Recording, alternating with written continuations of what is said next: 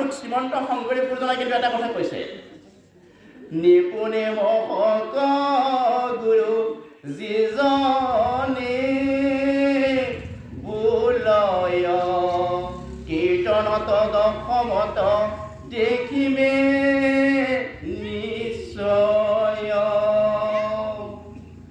নিপুণে যদি কোনোবাই, মহাপুৰুষ শ্ৰীমন্ত শংকৰদেৱ গুৰুজনে নিজে কৈছে যে নিপুণে যদি মোক কোনোবাই গুৰু বুলি ভাবি লৈছে, তেনেহ'লে তেওঁ কীৰ্তন দশমত মোক বিচাৰি পাব।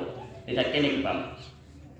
নহয় বাবু হ'ল গুৰুমণিটো শংকৰদেৱক গুৰু নামানে কিজানি একায়ো নাই, আছে নেকি কোনোবা? আইসকল আছে কোনোবা? কোনো নাই।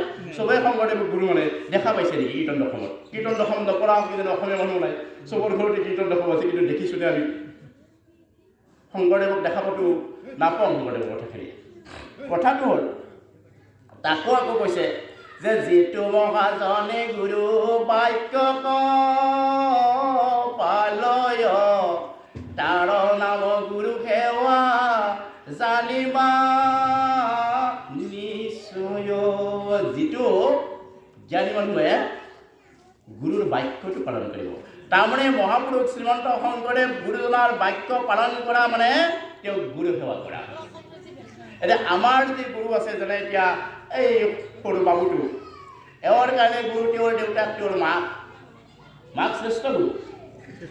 এতিয়া এওঁ কেনেকৈ ভজনা কৰিব? মাকৰ বাক্যবিলাক পালন কৰাটো, দেউতাকৰ বাক্যবিলাক পালন কৰাটো হৈছে এওঁৰ কাৰণে গুৰু ভজনা।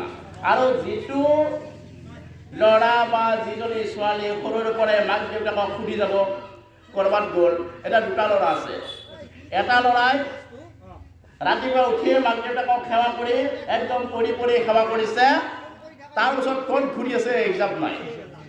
আৰু এটা ল'ৰা আছে, সি কিন্তু সেৱা নকৰে, কিন্তু যাওঁতে কি ক'ব, মা মই অলপ এটা চকলেট কিনিব গ'লোঁ, বা মই লগৰ লগত খেলিব গ'লোঁ, দেউতা মই অমুকত যাওঁ।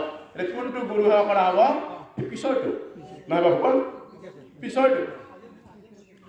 আৰু আজি আমি কিছু আগতে